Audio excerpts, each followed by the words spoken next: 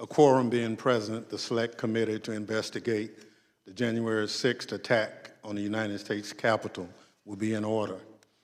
The Select Committee is meeting this evening to consider a report on a resolution recommending the House of Representatives find Peter K. Navarro and Daniel Scavino, Jr. in contempt of Congress for refusal to comply with subpoenas duly issued by the Select Committee to investigate the January 6th attack on the United States Capitol. Without objection, the chair is authorized to declare the committee in recess at any time. I'll now recognize myself for an opening statement.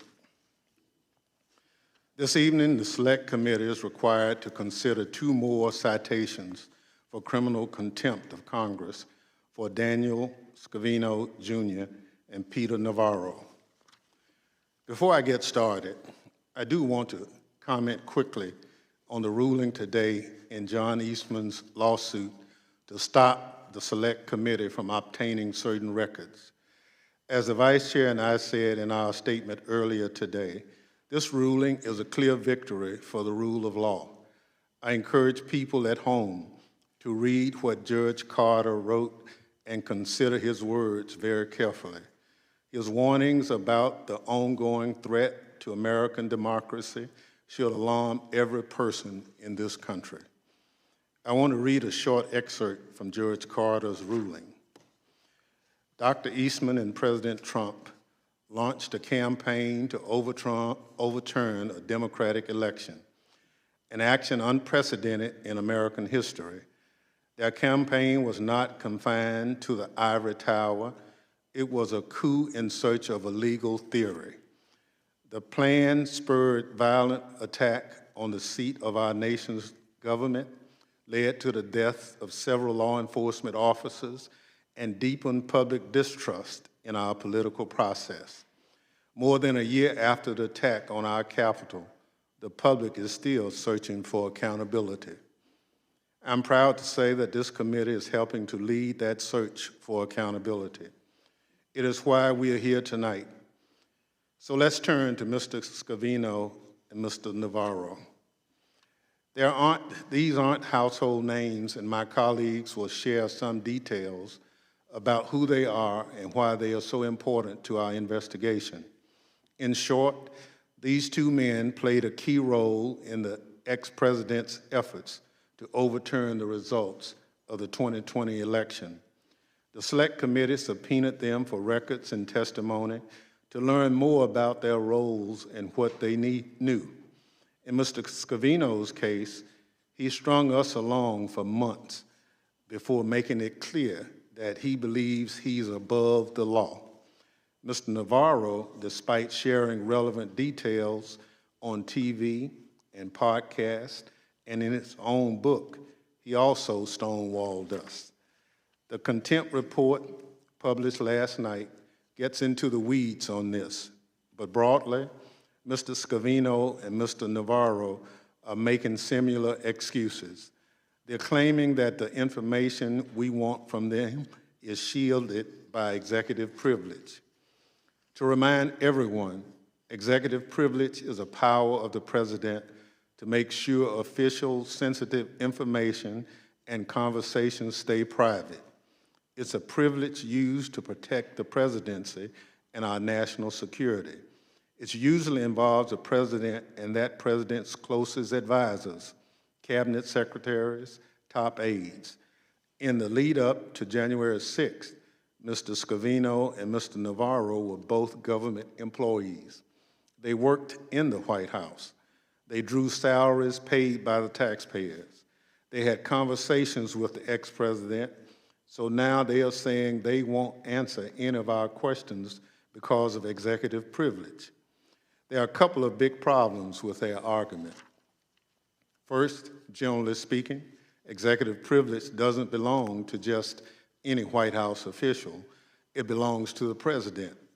Here, President Biden has been clear that executive privilege does not prevent cooperation with the Select Committee by either Mr. Scavino or Mr. Navarro. And while the ex-president reportedly has raised privilege concerns when it comes to Mr. Scavino, In Mr. Navarro's case, nobody has even tried to invoke privilege except Mr. Navarro himself. That's just not the way it works. Peter Navarro isn't president. It's important to note that even if a president has formally invoked executive privilege regarding testimony of a witness, which is not the case here, that witness has the obligation to sit down under oath and assert the privilege question by question. But these witnesses didn't even bother to show up. Second, if the ex-president had a legitimate claim to executive privilege, this is a privilege that applies to things that happen in an official capacity. So if Mr. Scavino or Mr. Navarro are claiming that all the information they have is protected by executive privilege, they are basically saying that everything they did in their official roles, paid by taxpayers. As I said before, we want to talk to Mr. Scavino and Mr. Navarro about their roles in the attempt to overturn an election. The American people didn't pay their salaries to do that. Now there are a lot of laws that set out what government officials aren't allowed to do when they are on the clock or using government resources. It's important that taxpayer dollars don't support political activity, and there are a few bright lines about every specific situation. I can't sit in my office on Capitol Hill and make fundraising calls. Every staff member has to take an ethics training every year to remind them that what's in and out of bounds. I don't mean to make light of it, but it's just for the record and for those watching at home, trying to overturn an election is out of bounds, way out of bounds. Yet, Mr. Scavino and Mr. Navarro say they won't talk about the causes of January 6th because they were White House officials at the time, engaged in official business, and so executive privilege stands in the way. They potentially played a part in an attack on American democracy, but they can ignore our investigation because they worked for the government at the time. That's their argument. They're not fooling anybody. They are obligated to comply with our investigation. They have refused to do so, and that's a crime. Our investigation aims to give the American people a lot of answers about a great many matters, but I think we'll also leave you with some unanswered questions to consider for yourselves. Questions about the sort of people who deserve the power and responsibility of positions of public trust. For a great many of us, it means something profound when we raise our hands and swear an oath. We haven't finished the work of our investigation, but I can say confidently that the many involved in the run-up to January 6th, an oath, a statement of fidelity to our democracy, was nothing more to them than meaningless words. I fear what happens if those people are again given the reins of power. These men, Mr. Scavino and Mr. Navarro, are in contempt of Congress. I encourage my colleagues to support adoption of this report. I'm confident the House will adopt a resolution citing them for this crime. And I hope the Justice Department will move swiftly to hold them accountable.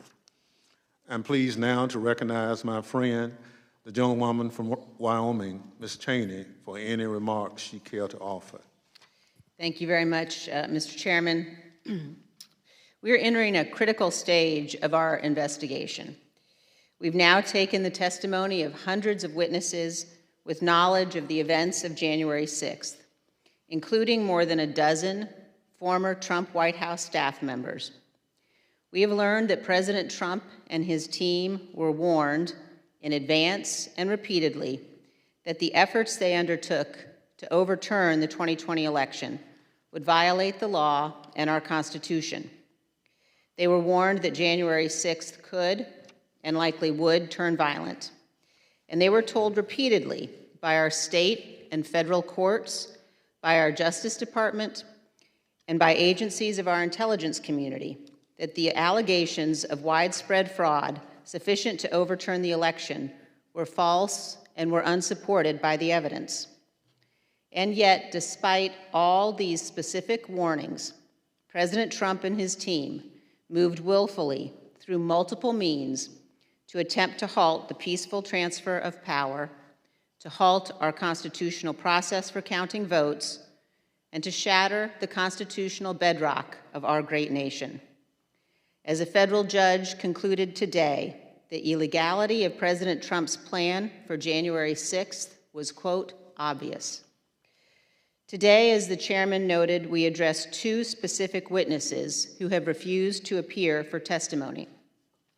Mr. Scavino worked directly with President Trump to spread President Trump's false message that the election was stolen, and to recruit Americans to come to Washington with the false promise that January 6th would be an opportunity to, quote, take back their country. This effort to deceive was widely effective and widely destructive. The committee has many questions for Mr. Scavino about his political social media work for President Trump, including his interactions with an online forum called The Donald and with QAnon, a bizarre and dangerous cult.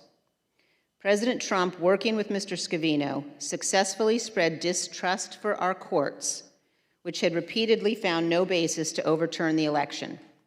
And Trump's stolen election campaign succeeded in provoking the violence on January 6th. On this point, there is no doubt. The committee has videos, interviews, and sworn statements from violent rioters demonstrating these facts. Mr. Navarro is also a key witness. He's written a book boasting about his role in planning and coordinating the activity of January 6th, and yet he does not have the courage to testify here. We have many questions for Mr. Navarro, including about his communications with Roger Stone and Steve Bannon regarding the planning for January 6th. As Judge Carter concluded today, quote, based on the evidence, the court finds it more likely than not that President Trump corruptly attempted to obstruct the joint session of Congress on January 6, 2021. Our committee will continue to litigate to obtain the testimony we need. We have already defeated President Trump's effort to hide certain White House records behind a shield of executive privilege. As the court said today, or not today, but as the court said in that case, under any of the tests advocated by former President Trump, the profound interests in disclosure advanced by President Biden and the January 6th committee far exceed his generalized concerns for executive branch confidentiality. That same conclusion should apply to Mr. Scavino and Mr. Navarro. Let me pause for a moment on one specific legal point. Like Mr. Meadows, Mr. Navarro insists that he is above the law and is categorically and absolutely immune from any congressional subpoena regarding January 6th. We are aware of no court anywhere in America that has ever agreed with this proposition. To the extent that Mr. Navarro and Mr. Meadows are attempting to rely upon memoranda from the Justice Department's Office of Legal Counsel, those memoranda explicitly do not apply here. In this context, Mr. Navarro was not acting as a White House aide advising the president on official matters of policy. He was acting as a Trump campaign operative planning a political effort to obstruct or impede Congress's constitutional proceeding to count electoral votes. The Department of Justice is entrusted with the defense of our Constitution. Department leadership should not apply any doctrine of immunity that might block Congress from fully uncovering and addressing the causes of the January 6th attack. Congress is a separate and co-equal branch of government. It must have the authority and the ability to protect its independence and safeguard the constitutional separation of powers. In the coming months, our committee will convene a series of hearings. The American people will hear from our fellow citizens who demonstrated fidelity to our Constitution and the rule of law, and who refused to bow to President Trump's pressure. The committee has heard from many of these individuals, including Republicans appointed by President Trump to posts in the Department of Justice, Republicans who stood firm, who threatened to resign and refused to participate in efforts to corrupt the department with the stolen election lies that led to January 6th. We have heard from leading Republicans serving in state legislatures and in state and local government who also stood firm, who resisted pressure from the former president and did their constitutional duty. And we have heard from Republicans who were serving in the Trump White House, including those who warned in advance that the president's plans were unlawful, and those who tried to intervene with the president to get him to halt the violence when it erupted on January 6th. In a time when many Republican members of Congress have abandoned their obligation to our Constitution and are putting politics above duty, each of the individuals I just mentioned has, by contrast, demonstrated a firm and unwavering commitment to this nation and to our constitutional republic. Each has done what is right, despite tremendous personal, political, and professional cost. Each is a model for the American people of the kind of public servants this nation needs. Men and women who know our institutions don't defend themselves and who recognize the obligation that comes from holding positions of public trust. As we meet here tonight, Vladimir Putin continues his brutality against Ukraine, killing innocents, reminding us what happens when authoritarians rule. And each day we see footage of the unyielding courage of the Ukrainian people who are fighting and dying to defend their freedom. Their bravery reminds us that democracy is fragile. Democracy only survives if citizens are willing to defend it. We live in the greatest constitutional republic in history. No citizen in our republic can be a bystander. If we don't stand for our freedom and our republic, we will lose them. In his ruling today, Judge Carter put it this way: if President Trump's plan had worked, it would have permanently ended the peaceful transition of power, undermining American democracy and the Constitution. If the country does not commit to investigating and pursuing accountability for those responsible, the court fears January 6th will repeat itself.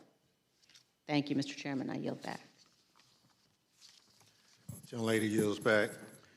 Pursuant to notice, I now call up report on a resolution recommending that the House of Representatives find Peter K. Navarro and Daniel Scavino, Jr. in contempt of Congress for refusal to comply with subpoenas duly issued by the Select Committee to investigate the January 6th attack on the United States Capitol. The report was circulated in advance and printed copies are available. The clerk shall designate the report. Report on a resolution recommending that the House of Representatives find Peter K. Navarro and Daniel Scavino, Jr. in contempt of Congress for refusal to comply with subpoenas duly issued by the Select Committee to investigate the January 6th attack on the United States Capitol. Without objection, the report will be considered read and open to amendment at any point.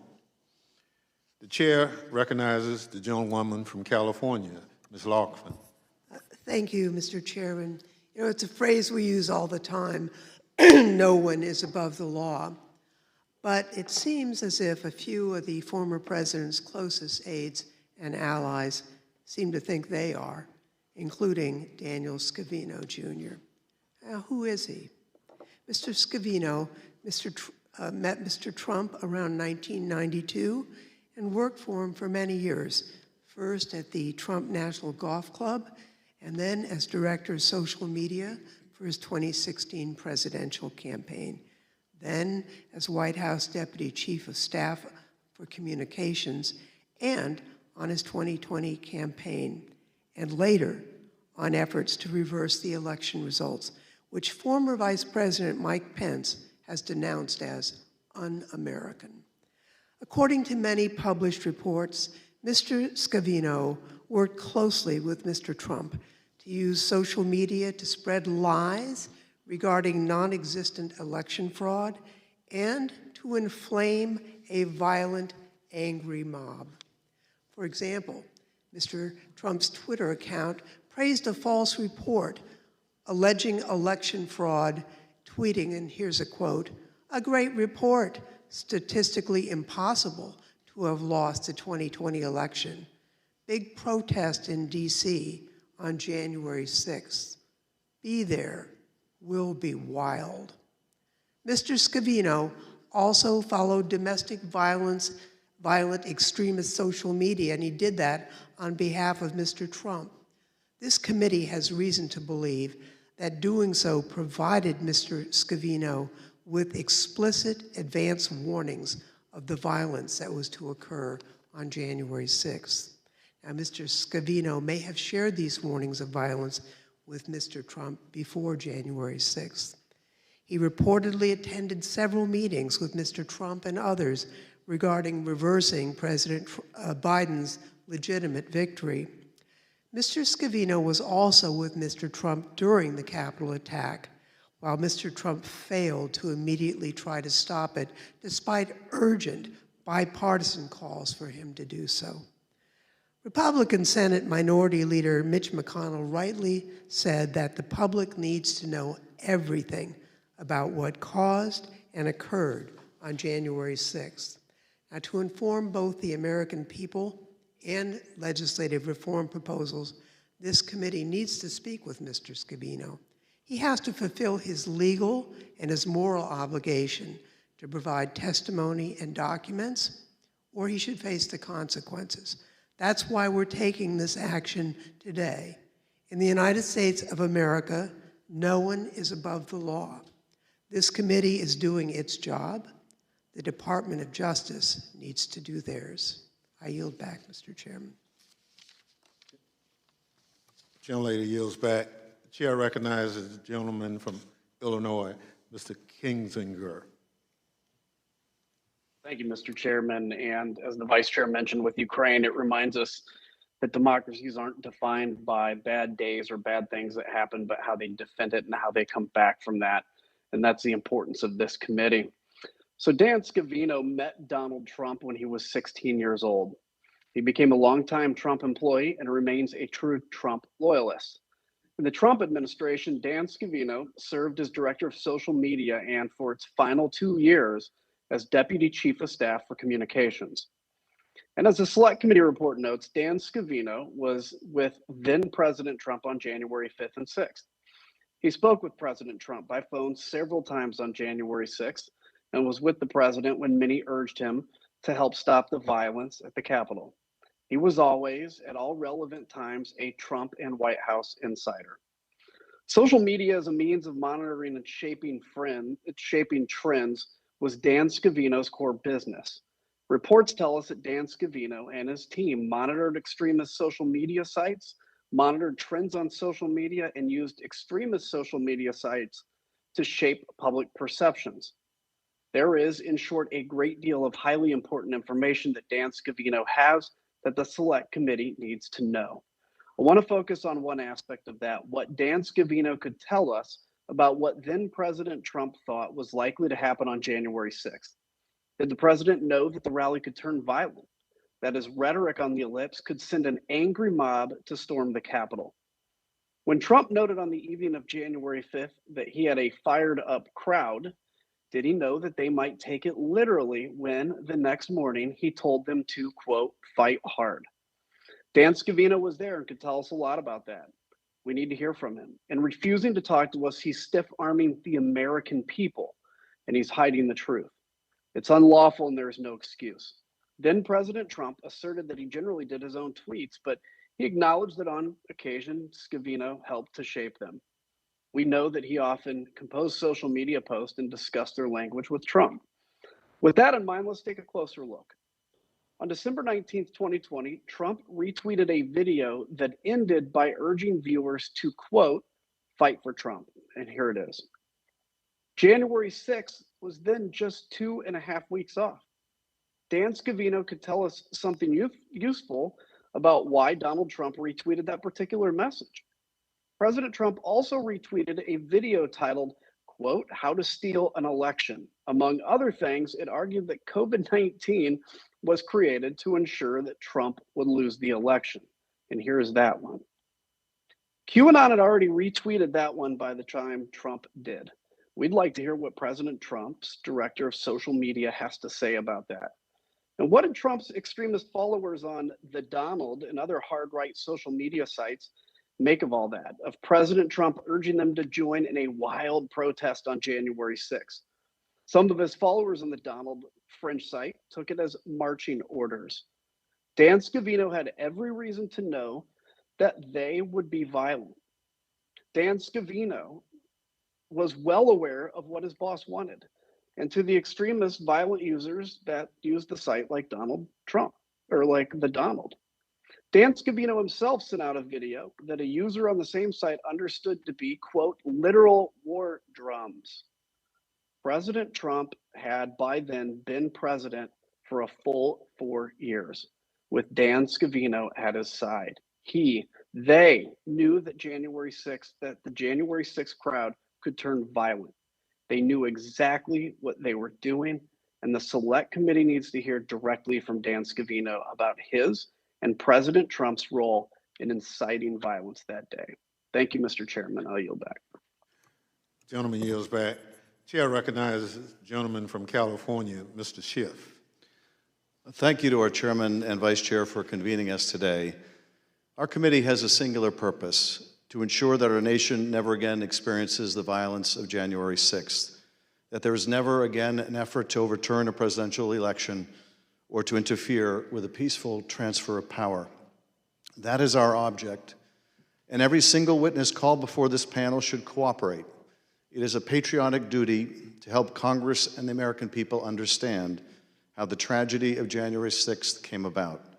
And more than a duty, it is a necessity when served with a lawful subpoena to appear, which is why we are here today. Peter Navarro and Dan Scavino have refused to comply with a duly authorized subpoena, offering up again and again spurious and unjustifiable excuses. In Mr. Scavino's case, he has clearly relevant testimony for our committee. Scavino was intimately involved in former President Trump's social media content and strategy, and served as Deputy Chief of Staff for Communications while also actively promoting Trump's campaign. The Select Committee believes that Scavino was with Trump on January 5th and 6th, including during a period when the Capitol was under attack, that he was party to conversations with Trump about challenging, disrupting, or impeding the congressional proceedings to certify the election results, and that he may have also had prior knowledge regarding the likelihood of violence on January 6th, due to his monitoring of social media sites where such violence was discussed and predicted. Specifically, through press reporting, we are aware that on January 6th, Mr. Scavino was advising Trump throughout the day, potentially even directly sending messages from the White House and potentially playing a role in the video message Trump released hours after rioters breached the Capitol. It's also been reported that Mr. Scavino was present during a January 5th strategy session with Trump as they schemed on how they could convince congressional Republicans to successfully object to the certification of the election and thus overturn it. This is why Mr. Scavino has an obligation to appear before us. Nevertheless, Mr. Scavino claims to be protected under executive privilege, but that claim isn't grounded in the law or reality. Executive privilege doesn't allow for a person to simply refuse to appear before a congressional committee. It doesn't apply to Scavino's campaign activities on behalf of the former president. It doesn't apply to a potentially unlawful scheme to obstruct Congress, and it doesn't apply to his official duties when, as here, the current president of the United States asserts it is not in the public interest to do so. I have one more thing to add tonight. The Department of Justice has a duty to act on this referral and others we have sent. Without enforcement of congressional subpoenas, there is no oversight. And without oversight, no accountability, not for the former president or any other president, past, present, or future. Without enforcement of its lawful process, Congress ceases to be a co-equal branch of government, and the balance of power would be forever altered to the lasting detriment of the American people. Finally, I want to return to Judge Carter's remarkable opinion, finding that a former president of the United States may have committed a crime and fraud against the United States. The judge said that Dr. Eastman and President Trump launched a campaign to overturn a democratic election, an action unprecedented in American history. Their campaign was not confined to the ivory tower. It was a coup in search of a legal theory. The plan spurred violent attacks on the seat of our nation's government, led to the deaths of several law enforcement officers, and deepened public distrust in our political process. And as the vice chair pointed out, he also said, if the country does not commit to investigating and pursuing accountability for those responsible, the court fears January 6 will repeat itself. That responsibility to investigate and pursue accountability extends to those who hold the highest office in the land or those who hold no office at all. If no one is above the law, then no one must be above the law. We are upholding our responsibility. The Department of Justice must do the same. I yield back. Gentleman yields back. Chair recognizes the gentleman from California, Mr. Aguilar. Thank you, Mr. Chairman, Madam Vice Chair, and distinguished colleagues. Our committee is dedicated to getting to the truth and to taking any steps necessary to do so. When material witnesses fail to comply with lawful subpoenas, we have no choice but to refer them for contempt of Congress. Peter Navarro's testimony is integral to our investigation, and despite the fact that he's given multiple television interviews regarding our subpoena, he's failed to comply with our investigation in any way. Mr. Navarro has publicly stated that he is protected by executive privilege, but has never sought counsel, as others have, has never filed any case seeking relief from his responsibilities to comply with our subpoena. An economist with a PhD from Harvard, Mr. Navarro ran unsuccessfully for office in my home state of California for five times. He wrote several books on economics and trade, many of which focused on China. He was brought on by the Trump campaign in 2016 to advise the former president on economic and trade issues. He was such an important advisor to the former president that an office in the White House was created just for him to oversee, the White House National Trade Council. He was the architect of the president's trade policies, which, according to a study commissioned by the U.S.-China Business Council, quote, hurt the U.S. economy and failed to achieve major policy goals. Now, Mr. Chairman, I think the American people might be wondering why our committee would need to speak with a trade official about the attempts to overturn the 2020 election. As the Vice Chair noted, that's because Mr. Navarro held that title as a director of White House National Trade Council, but he devoted much of his time to White House political efforts outside the scope of his official duties. In fact, the American people are likely to know Mr. Navarro solely in his political capacity. He was so active in the 2020 re-election campaign that the United States Special Counsel ruled in 2020 that Mr. Navarro repeatedly violated the Hatch Act. That's because the former president trusted Mr. Navarro as a spokesman and confidant. He was so intimately involved with these efforts that Mr. Navarro allegedly led a call on January 2nd with a group of state legislators about the effort to convince Vice President Pence to delay the election certification for 10 days. A text handed over to this committee by Mr. Meadows from a member of the press read, and I quote, "Mark, I'm reaching out because I have details on the call that Navarro helped convene yesterday with legislators as part of his effort to get Pence to delay certification of the election for 10 days, including that the president participated. Were you on the call when the president spoke?" End quote. Among the many questions we have for Mr. Navarro, we need to hear from him about this conversation and about that phone call. And we need to hear from him about his other calls with Steve Bannon, whom the House has already held in contempt, that took place both during and after the attack on the U.S. Capitol. We know that Mr. Navarro believes he and Mr. Bannon came up with the strategy for overturning the election because he details it in his book, which I know my colleague from Florida will discuss in greater detail. This is as clear a case for contempt as we are likely to see, Mr. Chairman, and I yield back. Gentleman yields back. Chair recognizes the gentlewoman from Florida, Mrs. Murphy. Thank you, Mr. Chairman. And I'll just pick up where my colleague, Mr. Aguilar, left off. Over a month and a half ago, Mr. Navarro was subpoenaed by this committee. We sought documents and testimony regarding his efforts to discredit the election and to prevent the results from being certified. This information is central to our committee's inquiry. Mr. Navarro refused to comply, making a cursory claim of executive privilege. There are many reasons why this blanket assertion of executive privilege lacks merit, as a matter of law and as a matter of common sense. Most fundamentally, neither the incumbent nor the former president has asserted privilege regarding Mr. Navarro's testimony or document production to the committee, and Mr. Navarro has no unilateral authority to assert privilege himself. Beyond that foundational flaw in Mr. Navarro's privilege claim, since the election, he has spoken and written widely about the precise subjects that are the focus of our subpoena. Clearly, Mr. Navarro is eager to tell his story as he sees it, so long as he can do so on his own terms. For example, in 2020 and in 2021, Mr. Navarro published a 3-part report on his website called the Navarro Report. In it, he makes allegations about election fraud that have been debunked.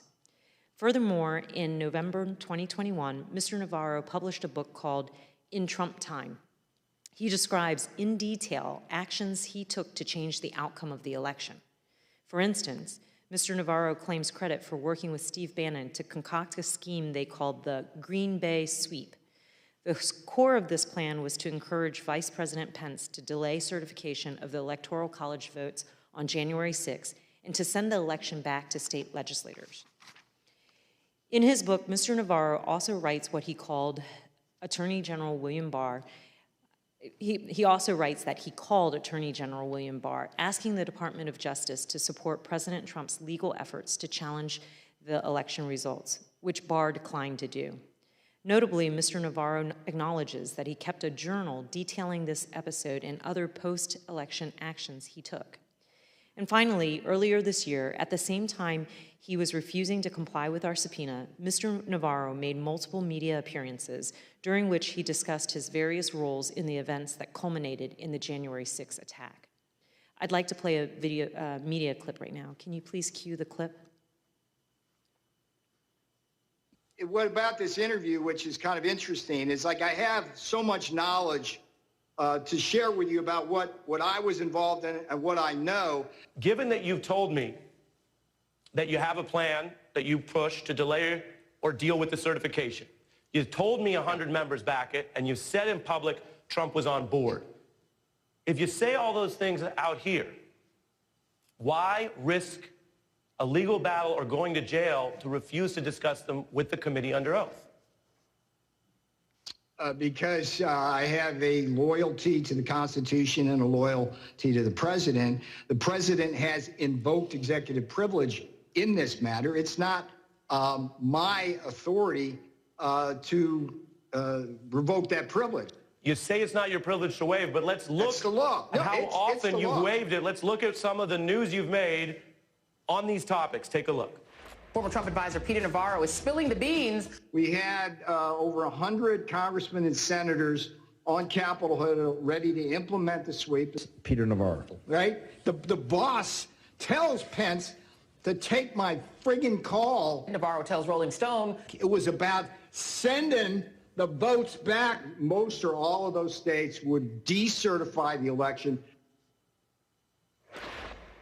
How do you expect people to take seriously your claim that this is secret and privileged when you've been out there talking about it? And when you and Bannon said the committee's dog wouldn't bark, they were afraid of you and the report, It seems now, Peter, like the dog has barked. Thank you. He has so much knowledge to share with a journalist, but he refuses to share that knowledge in response to a lawful subpoena. Evidently, Mr. Navarro is only concerned with executive privilege with keeping certain matters confidential when it's convenient for him. Unfortunately for him, and fortunately for the American public, that's not how the law works. No president, incumbent or former, has claimed privilege regarding Mr. Navarro's testimony and documents. And in any event, his claim of executive privilege is severely undermined, if not foreclosed altogether, by his extensive public disclosures on the same issues the committee seeks to question him about under oath. As a result of his actions, Mr. Navarro is clearly in contempt of Congress and should be referred to the Department of Justice for criminal prosecution. I yield back. Gentlelady yields back. Chair recognizes the gentleman from Maryland, Mr. Raskin. Thank you, Mr. Chairman. My hero, Tom Paine, said the cause of America is the cause of mankind. And today, democracy is under siege all over the world.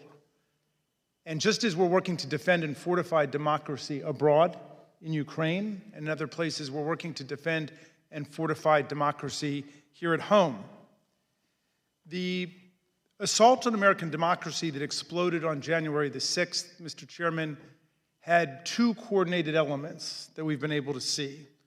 One was a violent insurrection from the outside, infused by propaganda and disinformation, and led by domestic violent extremist groups like the Oath Keepers, the Proud Boys, the Three Percenters, the QAnon networks, the militia groups.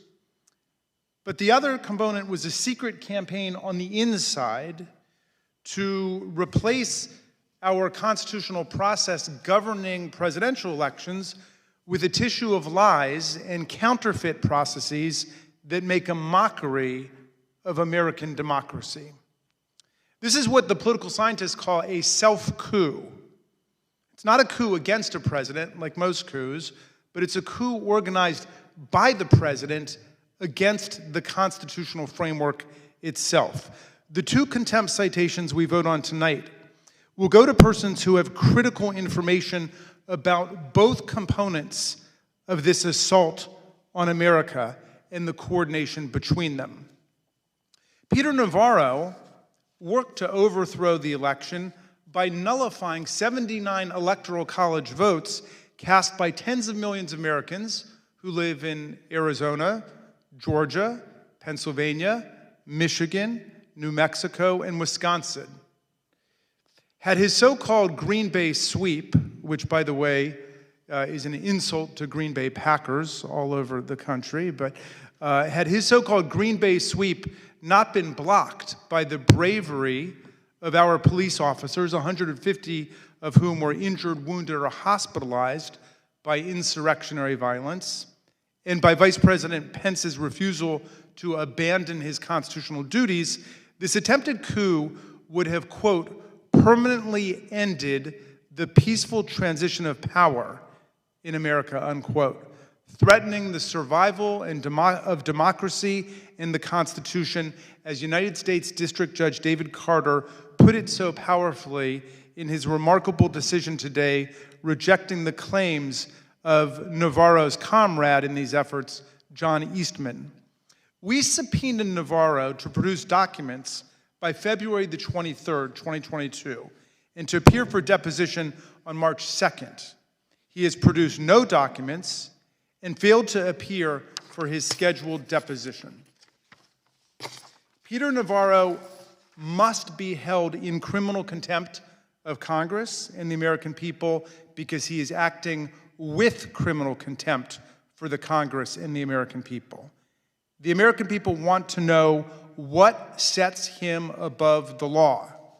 The Supreme Court said in 1950, in U.S. versus Bryan, that a subpoena creates a public duty which every person within the jurisdiction of the government is bound to perform when properly summoned. In 2020, the Supreme Court emphasized that it is the duty of all citizens to cooperate with a subpoena. But Navarro invokes the words executive privilege repeats the phrase over and over again, "It is not my privilege to waive." And he thinks he has found a magic wand to nullify the powers of the U.S. Congress, just like he thinks he has found a magic wand to nullify the powers of the states to cast their own Electoral College votes. Now, Navarro's statement that the executive privilege is, quote, "not his to waive," is in fact accurate. But if the executive privilege is not Navarro's to waive, then neither, for the exact same reason, and by definition, is it his to assert in the first place. The Supreme Court has been clear that the executive privilege belongs to the President of the United States. And on February 28, 2022, the White House counsel notified Mr. Navarro that President Biden determined that assertion of executive privilege is not justified with respect to Navarro's effort to cover up the evidence of his participation in this assault on American constitutional democracy. So Navarro then appears to fall back on the vague assertion that the executive privilege here belongs to former President Trump, which is not only dubious, but entirely irrelevant, because our committee has not been given any attempted invocation of executive privilege by Donald Trump, either formally or informally, indirectly by Peter Navarro, or directly by Donald Trump. Nothing. There is plainly no assertion of executive privilege here, either by the actual president or by any former president. And even if there were, even if President Biden tried to assert executive privilege for Peter Navarro, it would fail immediately because the privilege does not apply to private political business, much less to criminal activity like conducting coups or insurrections against the government. The privilege applies only to professional speech on government policy by advisors rendering confidential advice on matters within their domain of professional responsibility. Now, Peter Navarro was the White House trade advisor. It was not within his job description to overthrow presidential elections, coerce vice presidents into abandoning their constitutional responsibilities, or impose counterfeit regimes in place of the U.S. Constitution. When Navarro was plotting to overthrow the election by canceling out the Electoral College votes of 49 million Americans in 6 states to seize the presidency for his chosen candidate for 4 years, he was not rendering advice on trade policy. We are not seeking documents or testimony from Navarro related to his official duties as trade advisor. And indeed, on a press call to announce release of his outlandish and cartoonish 3-part report on outright fraud in the 2020 election on his personal website, Navarro acknowledged publicly that he was writing as a private citizen and not as a federal government official. So please spare us the nonsense talk about executive privilege, rejected now by every court that has looked at it. This is America, and there's no executive privilege here for presidents, much less trade advisors, to plot coups and organize insurrections against the people's government and the people's constitution, and then to cover up the evidence of their crimes.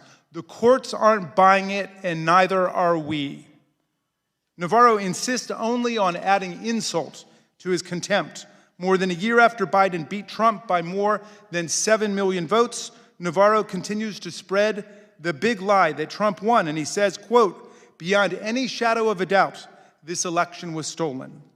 He brags about his work with Steve Bannon to apply pressure on Vice President Pence to do the wrong thing. He tells the complete story in his book, In Trump Time, and in his 3-part report, which was made up of titles like The Immaculate Deception and The Art of the Steal, of how they tried to get Pence to abandon his constitutional duties and force the contest into a contingent presidential election under the 12th Amendment in the House of Representatives.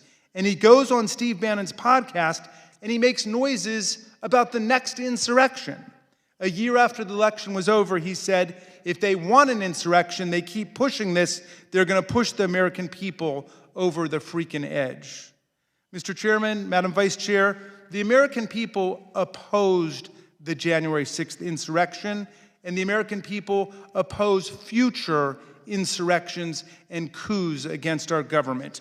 We are fighting to defend the institutions and values of democracy at home against coup plotters and insurrectionists, and we are supporting other democracies around the world under siege by autocrats and kleptocrats, bullies and despots. We are on the side of the people of Ukraine against Vladimir Putin, who is not a genius, but a mass murderer. And we stand strong on the side of democracy, freedom, the Constitution, and the rule of law against people who smashed our police officers in the face with Confederate battle flags and tried to cancel out the results of our presidential election.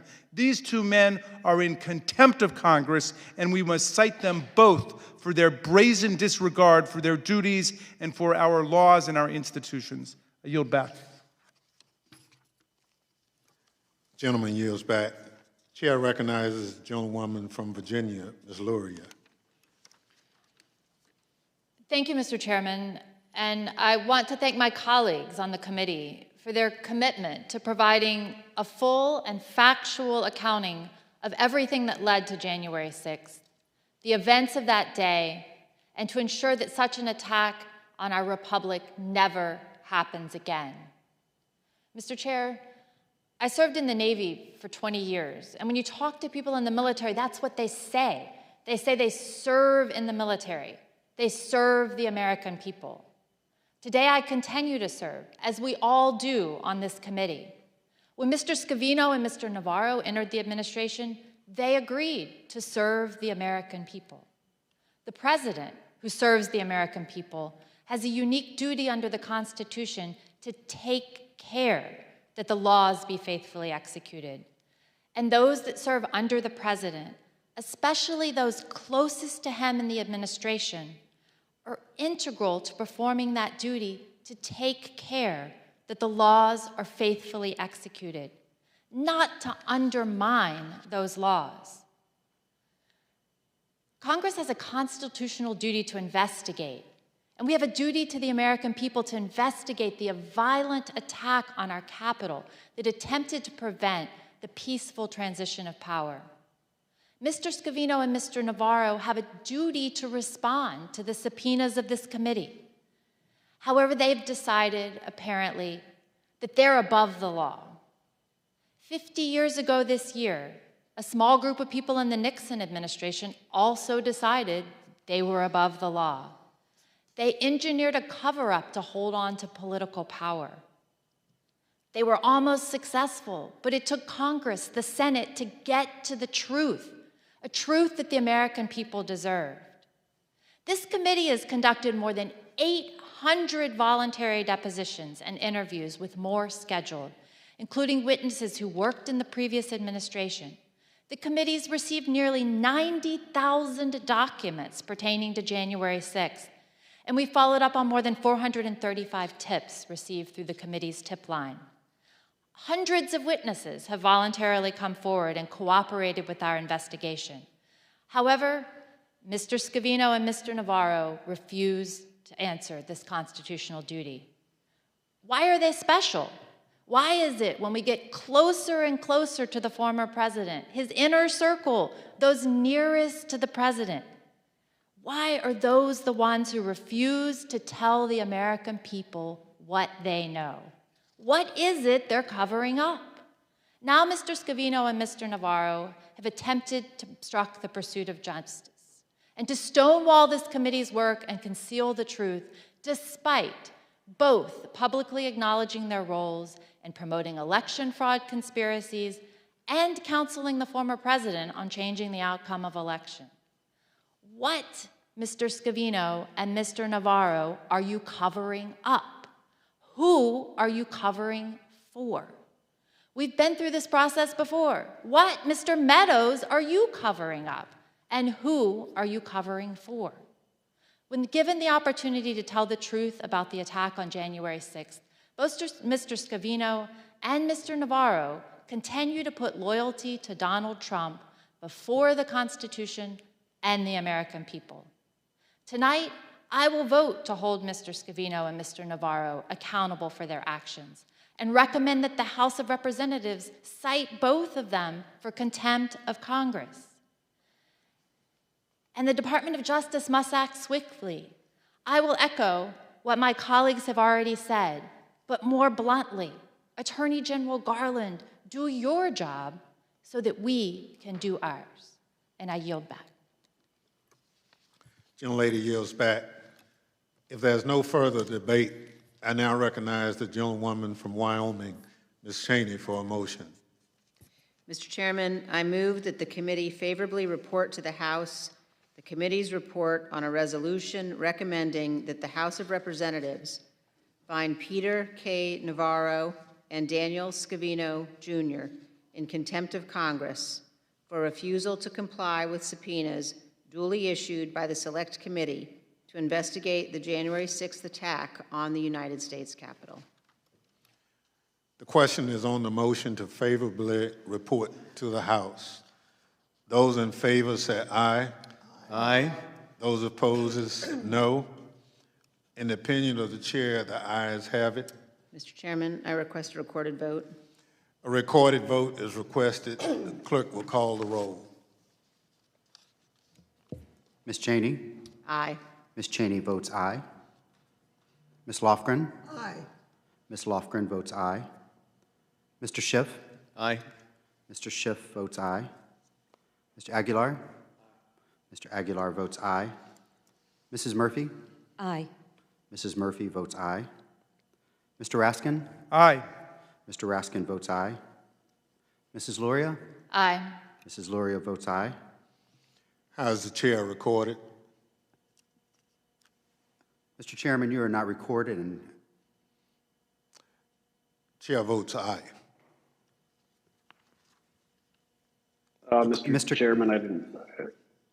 and Mr. Kinzinger? Kinzinger votes aye. Mr. Kinzinger, aye.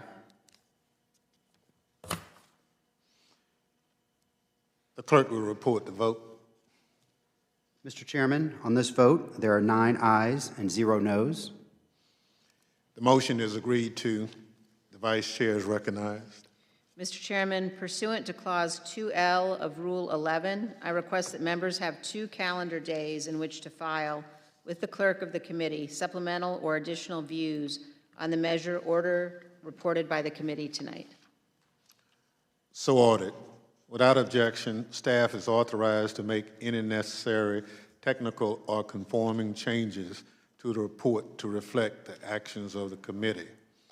There being no further business, without objection, the Select Committee stands adjourned.